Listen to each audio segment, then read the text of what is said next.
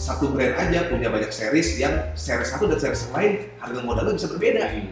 Tapi secara kadar sama. Jadi kadang-kadang konsumen juga nggak ngerti kan? Iya, konsumen nggak ngerti betul. Jadi tahunya kalau 70% rata semua terus. Karena kita gini ya, bayangin coba kan banyak banget kasus belakang ini apalagi kan rampokan gitu. Barang hilang, bukan cuma barang hilang, kadang-kadang nyawa juga terancam kan. Tips buat yang misalnya penonton mau mulai usaha toko emas nih, aduh toko emas tuh susah, ribet, gimana sih?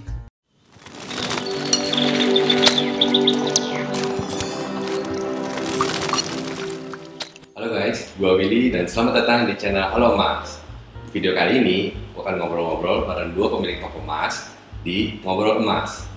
Nah, apa yang bakal diobrolin? Yang bakal diobrolin tuh kita bakal korek-korek rahasianya apa sih, gimana sih caranya buka toko emas, dan juga apa sih suka dukanya ini dari usaha toko emas. Nah, perkenalan dulu nih, kita mulai dari dulu. Oke. Jadi nama gua Ferry, gua salah satu penerus usaha bokap gua toko emas. Nah, sudah terus kedua, gua generasi kedua berarti. Dan gua sudah berapa lama ya? Kurang lebih 11 tahun, 10 sampai 11 tahun sampai sekarang. Iya. Gila. Awalnya cuma main-main doang kok. Setahun atau pertama. Oh, jadi main-main awalnya. Kalau lu gimana? Gua Andi, gua juga sama penerus juga generasi kedua, tapi sih belum dikasih sebelumnya ya. Masih ya dikasih aja salah satu gitu. Baru terjun ya 5 tahun ini lah. 5 tahunan. Masih bocah lah kalau dibandingin Bang Ferry ini. Gua kalau Sepuh ini.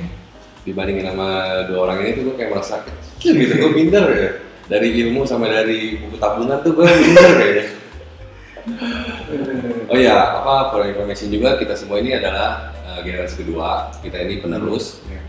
Jadi kita di sini nggak bakal bahas tentang struggling gimana supaya bisa bangun channel ini. Jadi kita lebih bakal bahas tentang gimana cara memanage dan mengembangkan bisnis toko emas ini.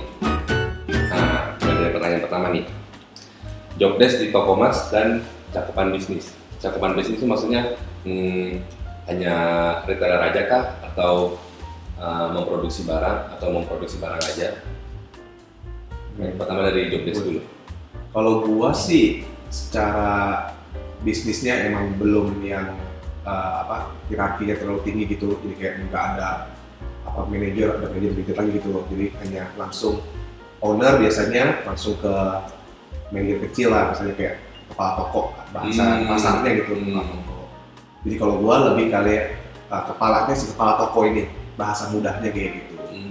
Jadi di usaha gua yang sekarang retail sama produksi kecil-kecilan lah, sedikit aja gitu, tapi lebih fokus juga di retailnya. Berarti fokus di lebih banyak di toko emas itu iya, sendiri ya? betul, di toko emasnya sendiri gue lebih fokus di situ. Kalau Andi gimana Andi? Kalau gue job desk-nya ya operasional seharian toko. Oh berarti full di toko gitu ya? Semua barang kosong apa segala macam gue yang ngurus. Terus keuangan bisnisnya sama sih, kalau produksi ya paling buat jual sendiri ya, masih kecil-kecilan gitu kan. Buat kebutuhan toko lah ya? Iya, buat jual sendiri lah, nggak buat sampai jadi supaya itu mungkin bisa. Benar-benar. Ya. Nah, langsung lanjut ke pertanyaan kedua nih. Ini agak detail dan agak spesifik sih menurutku. Ini sebenarnya isu yang gue alamin. Karena kan tiap kali misalnya ketemu orang tuh tiba-tiba ditanyain, lu usaha apa bro? Gue bilang toko emas. Oh, toko emas tuh enak ya, jual untung, beli untung. Kayak seakan tuh gampang banget gitu. Terus seakan tuh kayak yang nggak ada susahnya lah gitu, tinggal jual untung, beli untung, nggak ada yang harus diribetin, terus juga harga emas naik terus, langsung dikiranya jadi cuan terus gitu. Terus kalau menurut lu gimana? Kalau misalnya dibilang ada orang bilang kayak toko emas enak ya, untung terus, menurut gua sih pribadi ya. Nah kalau jenis usahanya yang transaksinya lu ada jual sama lu ada beli, misalnya contohnya kayak jual beli mobil bekas gitu kan, lu beli sama konsumen, terus mobil ini lu sedemikian rupa lu rapin atau bla bla bla lah, dengan perhitungan lu jual lagi udah untung. Kalau mau dibilang tadi sesimpel itu kayak lu jual untung beli untung, ya nggak ada salahnya kan. Sebenarnya memang setiap transaksi tujuannya kan untung. Lu beli sama konsumen pasti maunya harganya yang reliable kan, yang make sense lah. Gak mungkin misalnya pasaran 100 juta, lu udah tahu ini mobil second terus lu beli 200 juta, itu kan gak make sense gitu misalnya. Jadi ngeliat untungnya kayak gimana gitu maksud gua. Kalau misalnya dia bilang ini ngeliat 100 juta terus gua beli kan kali 98 ya, wajar-wajar aja gitu orang ngambil margin kayak gitu. Jadi kalau dibilang enak banget, enggak lah, sebenarnya nggak simpel itu. Tapi kalau dibilang untung jual beli untung, jual untung beli untung, ya yang namanya interpretasi masih ada marginnya ya, gitu. Nah terus kalau nanggepin yang tadi, kayak enak ya toko emas naik mulu, iya sih betul. Tapi mungkin secara aset ya, itu lu bertambah kayak lu punya tanah banyak nih, tanah lu 1 hektar. Nilainya satu meternya 1 juta, 10 tahun kemudian jadi 10 juta kan aset lu bertambah, tapi tetap aja 1 hektar tanah lu gitu kan, lu tanah lu nggak luas itu nggak beranak. Ini juga sama sih, karena kita pegang barang yang harganya bisa naik, ya pasti secara aset ya bertambah ya gitu. Tapi kalau keuntungan, gua pikir mungkin nggak kayak apa sih namanya tuh yang di bank kita taruh, itu namanya kita deposito gitu kita makan bunganya. Gua nggak berpikir kayak gitu kali ya, karena kan ini yang diusahakan diputar gitu, modalnya diputar gitu, lo harus kelola uangnya bagaimana supaya bisa berputar, itu kali menurut gua ya. Jadi apa, dengan naiknya harga emas tuh cuma aset aja kan ya, tambah. Kita juga harus naik kan. Iya betul. Ya, malah modal kita juga naik untuk beli barang baru atau untuk beli barang gitu. Dan kita juga apa namanya buyback customer juga naik. Iya, itu betul juga, karena kita jual taruhlah mahal besok 101 juta, tapi kita buyback dengan harga yang nggak jauh beda gitu loh. Maksudnya ya harganya ya pasti kita pakai harga pas dia beli kan ya, nanti dia nggak mau beli lagi ya. Gitu. Tapi pasti spread memang ada lah ya, pasti potongan sih memang. Iya, potongan wajar lah, ada spread itu pasti. Ya pasti dianya nggak rugi, kita juga nggak rugi lah gitu hitungannya. Walaupun kita bebek mahal kan, tapi dia untung kan hitungannya. Kita juga nggak rugi lah gitu. Kalau lu gimana yang nanggepin image toko emas? Udah dimakan semua jawabannya bro. Udah dimakan semua? Oh sama ya? Enggak ya. Intinya sih yang orang yang nggak tahu tuh kita ada gimana ya, waktu tunggunya gitu. Dari barang kita beli sampai itu barang keluar lagi kan nggak langsung kan. Iya benar. Ya selama nunggu itu kan kalau kita terima terus gimana? Tapi nggak keluar gitu duitnya ke barangnya gitu. Iya benar. Jadi kan modalnya kudu kuat gitu. Jadi nggak semudah itulah, nggak sesimpel itulah. Iya sih. Soalnya kan masalahnya kan apalagi kayak corona ini kan banyak yang kita harus buyback banyak kan. Kalau misalnya cash kurang ya mau nggak mau pasti lebur ya. Lebur kan pasti ada susutnya maksudnya rugi lah pasti. Pasti rugi kalau nggak mau. Itu sih yang orang nggak tahu, cuma waktu tunggunya gitu, apa sih namanya istilahnya? Dari kita ambil barang itu sampai kita proses itu 2 kali gitu kan nggak langsung gitu berarti. Iya pagi ekonomi kayak sekarang gini ya. Orang baru beli emas ya. Iya, baru beli pasarnya takut. Langsung nih ke pertanyaan selanjutnya. Enaknya usaha toko emas itu apa sih? Dan cuannya itu dari mana? Gimana nih? Hadir dulu.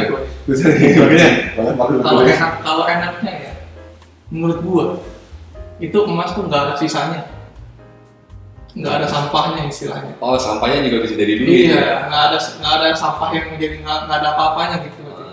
Jadi barang rusak pun misalnya nggak bisa dibetulin, kita lebur masih bisa ada uangnya lah gitu. Masih ada harganya lah. Iya, masih ada harganya lah.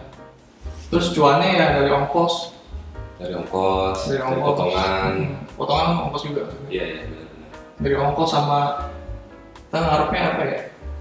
Orang yang beli sekian tahun itu nggak jual sekaligus. Jadi duitnya bisa kita putar ke yang lain. Gitu.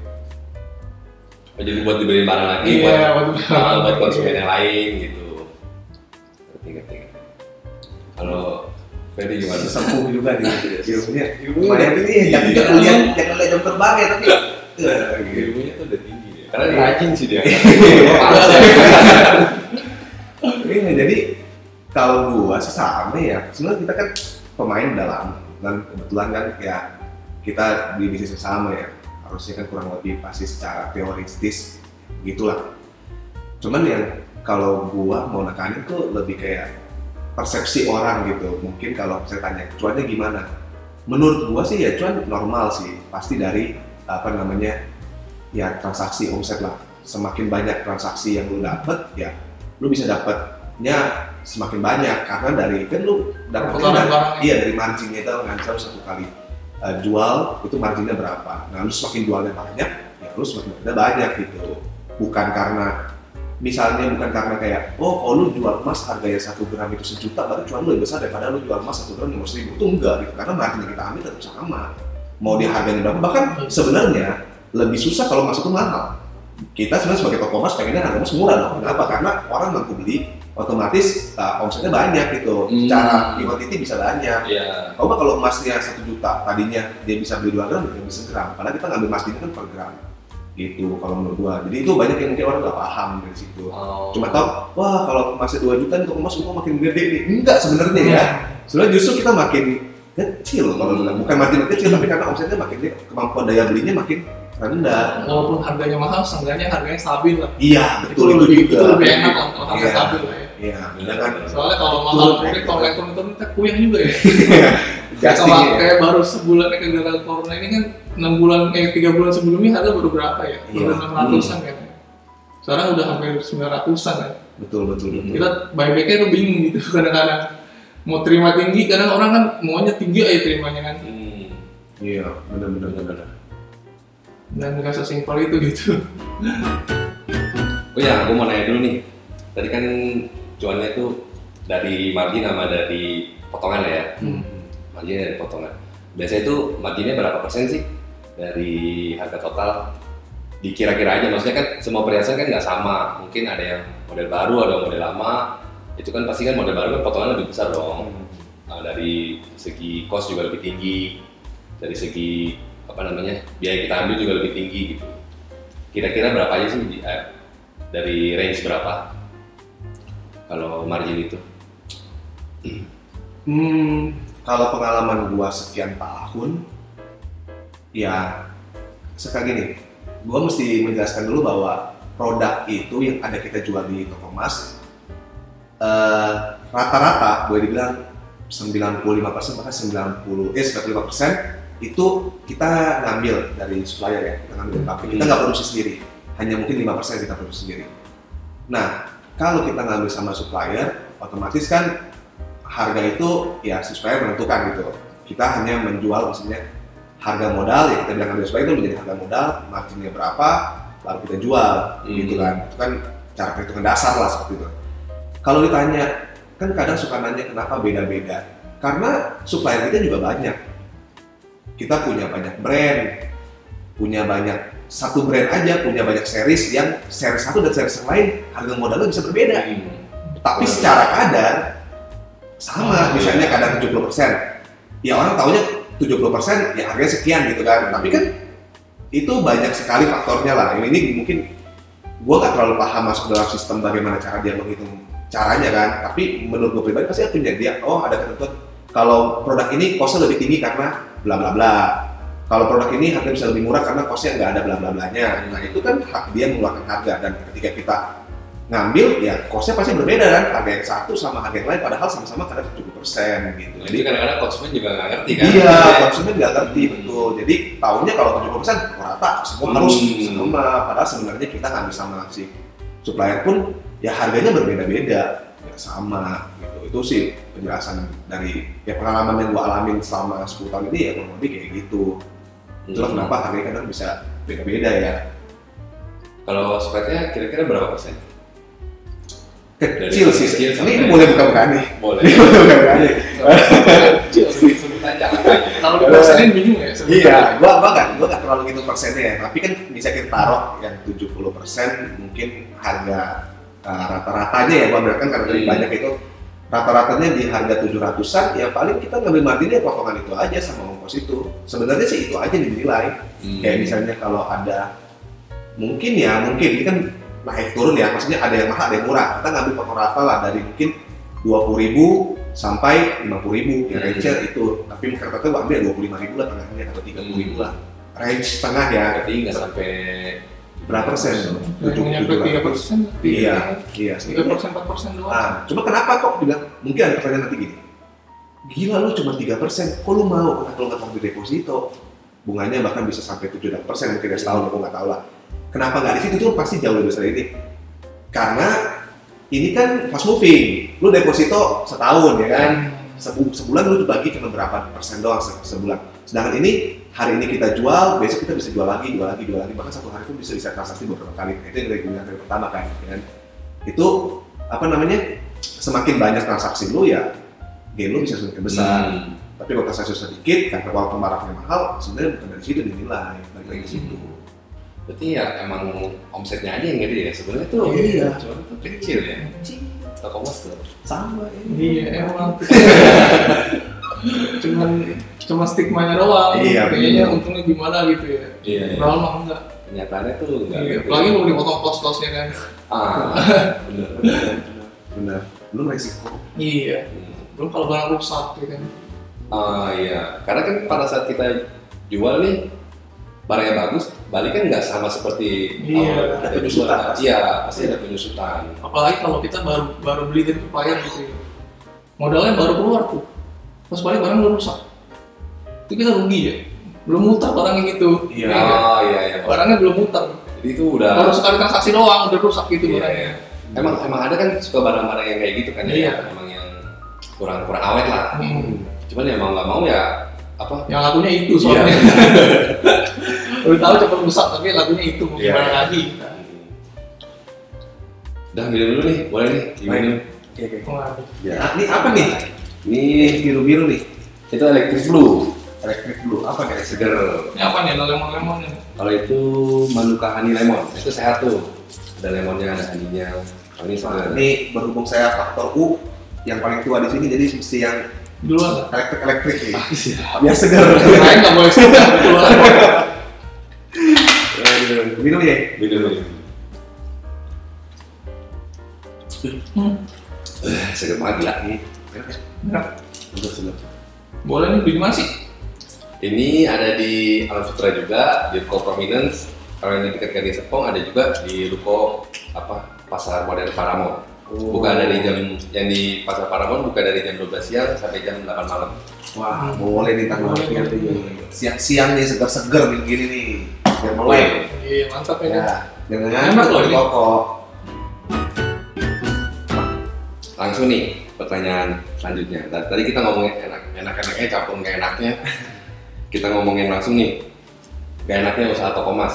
Mulai dari resiko, mulai dari apa namanya nggak ada waktu luang. Misalnya kayak gue nih, gue kerja di toko 12 jam. Libur seminggu sehari, gue agak sedih sih. Kayak temen gue hari Sabtu nongkrong di mana, gue kayak aduh besok jaga toko. Kalau menurut lu gimana? Iya, bang dulu lah apa? Sama sih, gue kan udah lama nih, kebetulan ya gue yang kebetulan paling lama, gue udah 11 tahun. Awalnya tadi gue cerita itu, gue setahun 2 tahun gak usah dihitung lah karena gue main-main. Karena kan mungkin sedikit cerita ke belakang tentang apa namanya latar belakang gue. Jadi gue gak kuliah, terus SMA ya santai lah gitu kan, main kerjanya. Anak muda gimana sih kalau pagi gitu. Iya. Cuman jenuh kan, udah setahun kayak gitu jenuh kita. Akhirnya orang tua bilang kayak, udah usaha sana belajar. Ya niat awalnya sih karena buat nyari sesuatu berbeda aja gitu, bukan karena emang dia mau bantuin. Awalnya bukan passion ke situ. Enggak. Karena memang nggak tahu mau ngapain. Iya, gue nggak tahu ngapain ya. Udahlah ngisi aja lah. Kayaknya semua gitu deh. Karena sudah diarahkan jadi seperti itu gitu. Jadi ya masuk di situ ya belajar. Awalnya nggak belajar, awalnya ya cuma ngisi waktu aja. Tapi nanti lama-lama mungkin terdoktrin ya gitu kan. Akhirnya ya belajar gitu sampai sekarang. Nah yang jadi dorongan mau belajar itu apa? Karena duitnya kah atau karena apa rasa penasaran? Kalau gue pribadi nih ya, pertama gue ngerasa secara pendidikan gue beda sama teman-teman gue. Dan gue cuma SMA. Jadi gue kayak pikir gini, ini kalau gue nggak ngikutin di sini benar-benar nih, gue keluar modal ijazah SMA mau lama kerja di mana? Jadi lebih kayak gak ada pilihan sih kalau gue, jadi lebih kayak ya udahlah ini aja lah gitu. Ini gue ada kesempatan, ya kebetulan gue lahir di keluarga yang ada usaha ini ya why not gitu yang udah ada gitu. Begitu gue sih pikirnya gitu aja kalau gue awalnya kayak gitu. Kalau Andi gimana Andi? Iya, ya sama lah, nggak enaknya kayak gitu ya, nggak bisa ditinggal kan satu. soalnya aset kita di sono semua gitu, di toko semua kan. Kecuali kalau ada orang percaya, itu juga nggak bisa percaya sepenuhnya ya. Namanya juga orang kan. Benar. Ya itu doang sih paling, nggak bisa ditinggal doang. Oh iya, sama ini yang menurut gue ya. Kalau nggak enaknya buka toko emas ini menurut gue, ya tadi itu ada sambungannya. Modalnya besar. Kalau kita nggak bisa manage dengan baik, itu kan lu kayak kecil misalnya lu nggak bisa promosi segala macam, jadinya kan lu nggak bisa banyak dapat itu banyak transaksi gitu. Akhirnya dengan modal lu yang segede begitu, kadang-kadang bisa dihitung modal lu pendapatan lu nggak worth it dengan apa yang sudah lu tanam. Kadang-kadang bisa pikir bahwa mendingan gue taruh deposito aja, gue nggak usah ngapa-ngapain, nggak usah resiko. Itu jauh menjanjikan gitu. Cuman kan itu balik lagi ke orang ya. Ada yang ya kita tahu lah, high risk pasti high gain gitu kan. Kalau lu ya low risk pasti low gain. Tergantung orang mau gimana.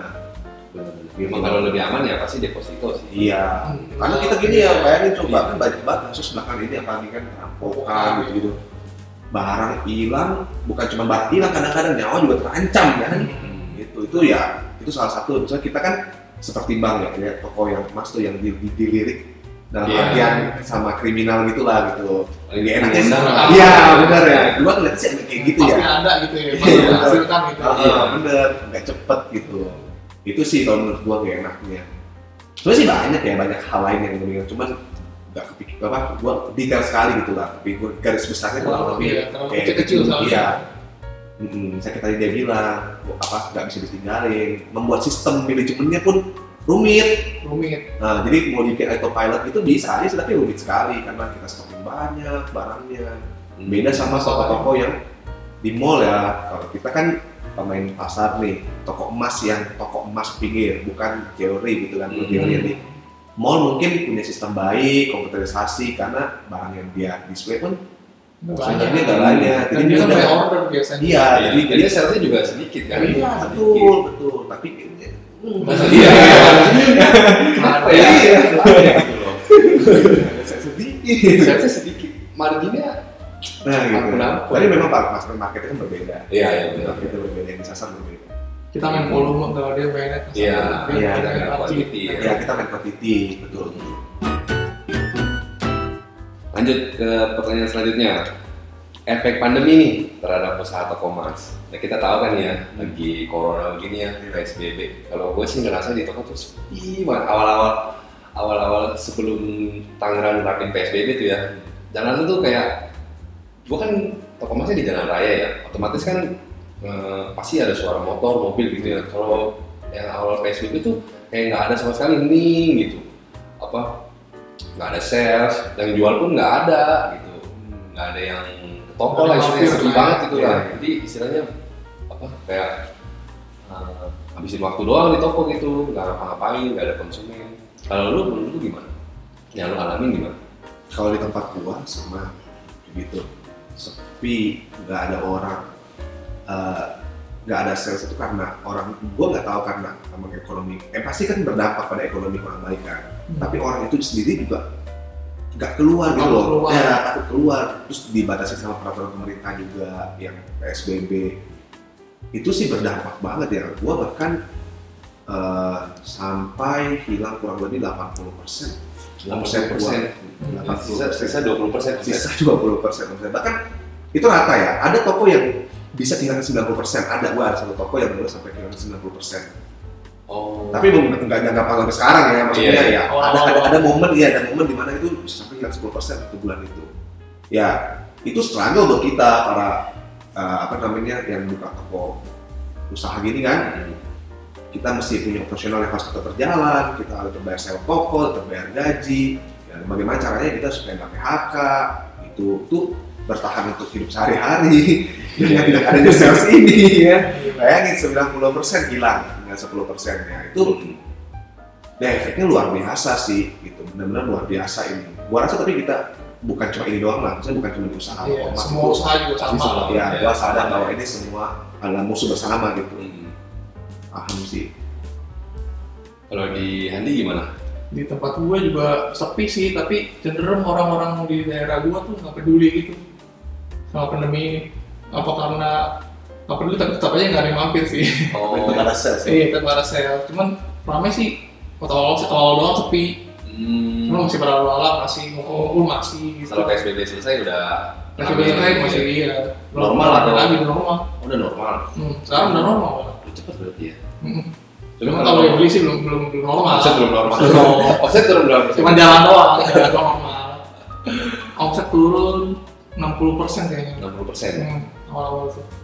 Tapi toko mendingan sih soalnya itu sendiri tempatnya. Oh, jadi operasional otomatis kurang ya. Iya. Nggak usah bayar sewa segala macam. Tapi masih apa namanya? Masih bisa survive lah.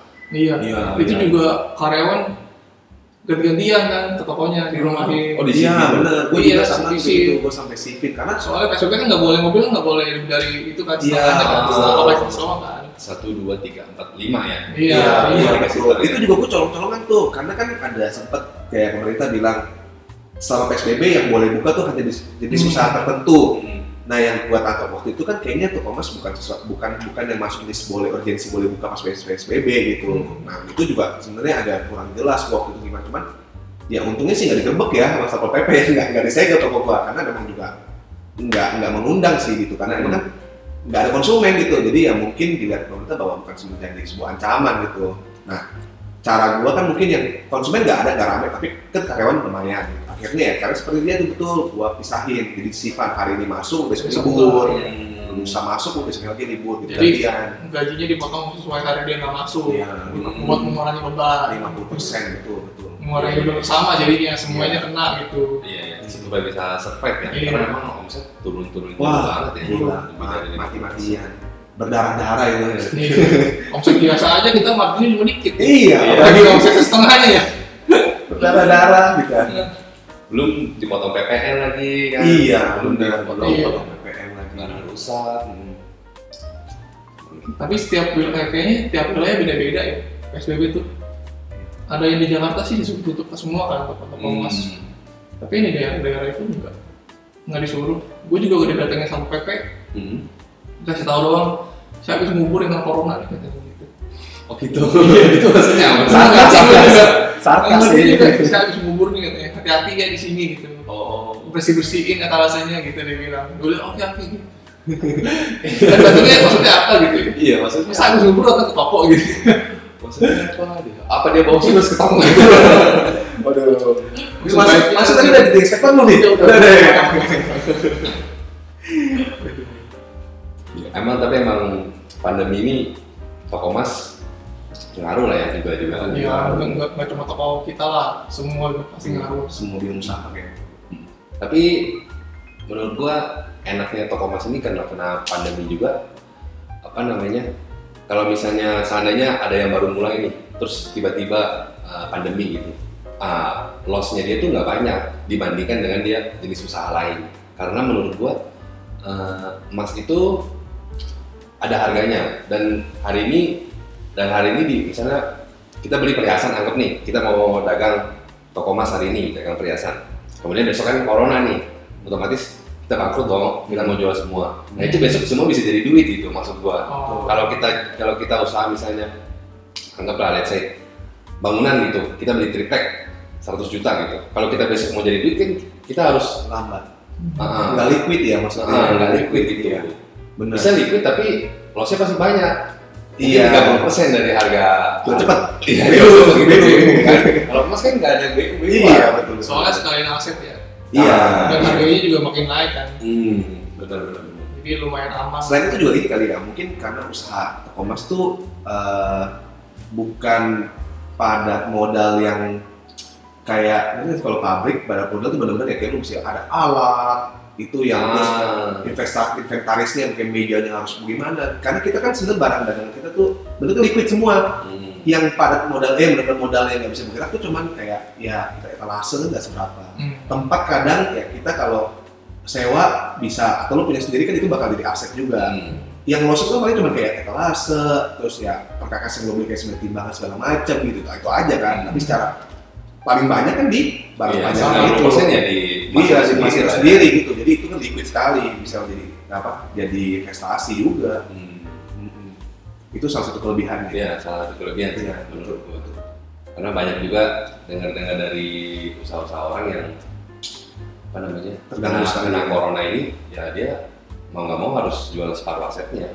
Dan separuh asetnya itu ya kalau mau jual cepet harus lebih banyak gitu. Karena nggak liquid kan. Iya. Oke, selanjutnya tips buat yang misalnya penonton mau mulai usaha toko emas nih. Aduh, toko emas tuh susah, ribet, gimana sih? Oh, nih susah banget nih mau mulai usaha toko emas.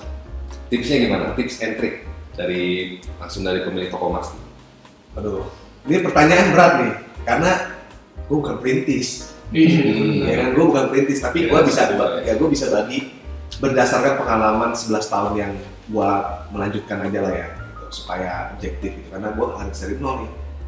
Yang kalau gue dengar dari orang tua gue waktu dulu merintis, itu sih sebenarnya membuka toko emas tuh pertama ya, itu emang modal lebih banyak lah dibanding usaha-usaha yang lain gitu.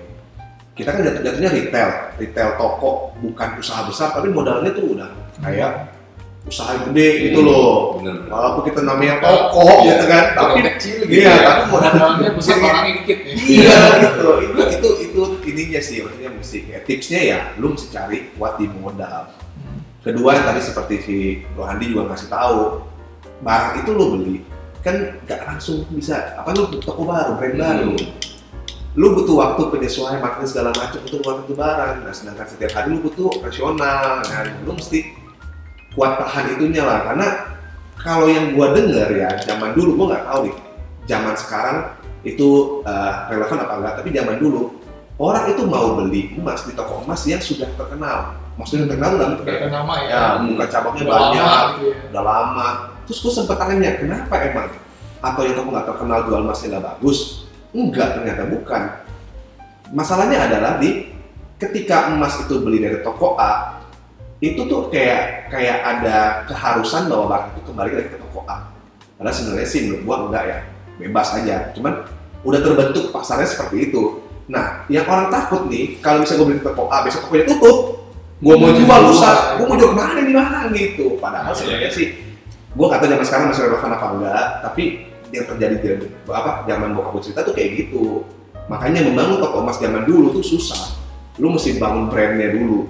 Harus ada trustnya. Harus ada trustnya, betul. Iya, jadi gua beli hari ini, lu bisa tutup gitu. Lu beli hari ini, gua bisa tutup, gua mau jual kemana barang gua? Iya, makanya kita buka cabang ya. Iya, makanya kalau lu bisa kesempatan bisa punya modal sekaligus buka satu, ntar bulan depan apa berapa bulan bisa buka lagi, itu pasti nilai plus buat brand baru lu. Jadi orang pada trust, oh gua buktinya banyak tokonya gitu. Ya, Gua nggak akan kabur lah. Gua nggak akan kabur lah, bener nggak akan bangkrut, tutup atau apa gitu. Karena kalau misalnya kita beli juga di toko emas A misalnya, terus kita jual di toko emas B kan pasti potongannya lebih besar kan dibandingkan kita. Iya, pasti sih. Dijual di toko emas A. Iya, betul. Iya. Nah, gue kayak mungkin ya ada kesempatan kayak gini gue mau sedikit menjelaskan sedikit ya. Menurut pengetahuan gue, yang orang pikirkan kan kalau udah dibeli di A nggak bisa dijual di toko B gitu. Sebenarnya menurutku bukan nggak bisa, tapi kan bisa, itu baru laku sama-sama emas nih. Ini emas di toko A jual di toko B, emas bisa laku, tapi harganya yang mungkin tuh nggak cocok. Iya. Jadi kalau ada orang bikin stigma bahwa kalau lu beli di toko A nggak bisa jual toko B, salah. Bisa, tapi harganya mungkin nggak cocok. Nah, kok bisa begitu? Kenapa? Ya itu kan banyak pertimbangan, karena di sini ada margin lagi, di sini diterima ada margin lagi, terus pasti dari beli sama lu jual itu kan ada tadi penyusutan tadi itu barangnya nggak sama persis gitu, dari penyusutan secara kualitas itu mungkin bisa berubah juga. Nah itu kan semua ada perhitungannya gitu, nggak serta-merta langsung ya nembak harga gitulah kayak orang pikir gitulah kan. Enggak lah, kita juga tetap masih ya cuan atau untung, tapi make sense lah, kita tetap ada perhitungan yang benar. Karena menurut gua kalau lu bikin usaha yang main hajar-hajar, lu dapat sekali, lu tak akan bertahan lama. Orang nggak percaya ya kan. Nah, pagi kayak kita ini pemain ya, orang tua kita maksudnya pemain yang sudah lama, yang orang tuanya lebih dari 10 tahun pengalaman di bidang ini, toko ini bergerak udah lebih dari 10 tahun. Ada trust dari orang. Kalau ada trust dari orang, berarti kan kita nggak kayak gitu mainnya. Gitu. Kita nggak main hajar, yang penting dapat sekali jepret, itu main kucing-kucingan. Tapi setelah itu kan bakal aja. Iya. Lu kebongkar-bongkar juga pasti. Apalagi zaman sekarang. Iya, teknologi udah canggih. Kesebar langsung ke 5.000 orang. Betul. Sekali ngepost langsung 5.000 orang. Iya, kita harus sebenarnya terima kasih juga nih diundang di sini Bu, sebenarnya kayak ada kesempatan buat ngasih apa ya, meluruskan yang salah gitu, pandangan yang salah gitu terhadap toko emas gitu ya. Iya. Misalnya toko emas tuh mau untung mau doang, menang sendiri lah gitu loh. Benar. Padahal nggak kayak gitu, kita semua punya perhitungan. Jadi tadi tips and triknya apa namanya, modal yang kuat, bangun trust, bangun brand. Itu siapa jualan tadi ya, kan harus bisa jualan. Iya betul. Zaman sekarang e-marketing tuh harus ya, lu udah tau lah ya kita. Gua sih mungkin generasi dalam ini lah, kalau yang sekarang yang baru mulai kan kreatif sekali anak muda sekarang itu bagus sekali gitu untuk memajukan brand-brand baru. Harus adaptasi juga lah. Iya, kayak gue juga belajar sama yang bawa-bawa nih gimana ngikutin tren. Karena kalau nggak kita mati kemakan zaman juga. Pasti. Tapi kalau toko emas online tuh menurut lu gimana? Apa namanya? Bisa jalan apa enggak? Bisa jalan apa enggak sih? Bisa jualan apa enggak gitu?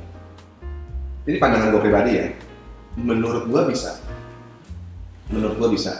Itu bisa jalan, ada tapinya gitu dengan beberapa banyak apa namanya kemungkinan. Lu mesti kayak ada syaratnya. Iya, ada syaratnya. Ada sistemnya, ada sistemnya. Gue nggak terlalu paham nih karena gue nggak main ke situ. Kita ke toko konvensional yang toko fisik. Tapi kan gue ada lihat beberapa orang buka toko toko online yang jual perhiasan. Gue lihat mereka perkembangannya bagus ya, jalan, mereka bisa dapat punya market mereka gitu. Nanti kan bisa, cuman mungkin cara dia mempromosikan, cara dia membangun trust tidak sama dengan cara kita membangun trust gitu. Cara kita marketing mungkin nggak sama caranya. Gitu. Target yang dihajarkan juga mungkin berbeda ya. Tapi kedepannya kalau lu lihat semua bakal beralih nggak sih dari konvensional ke online? Apalagi pandemi ini nih, corona nih. Ini kan semuanya go digital banget tuh. Yang software apps tuh maju banget. Gue juga punya temen tuh bikin software laku banget sekarang gara-gara corona. Kalau menurut lu bakal ke situ nggak sih nanti arahnya? Atau emang ini tuh toko konvensional tuh nggak bakal tergantikan? Kalau menurut gue sih susah ya tergantikan. Ini pertanyaan yang paling simpel. Apa sih bedanya Antam sama UBS? Terus suka ada yang stigma kayak gini nih dulu. Kalau masih Surabaya lebih bagus. Emas Jawa tuh lebih bagus daripada emas di Tangerang. Benar. Suka ada kayak gitu kan? Itu kita perlu lurusin bahwa sebenarnya sama. Jangan salah loh, Antam itu juga banyak yang palsu, dipalsuin orang. Yang kemasan baru, yang kemasan lama? Dua-duanya ada. Lebih baik investasi rumah atau emas? Ini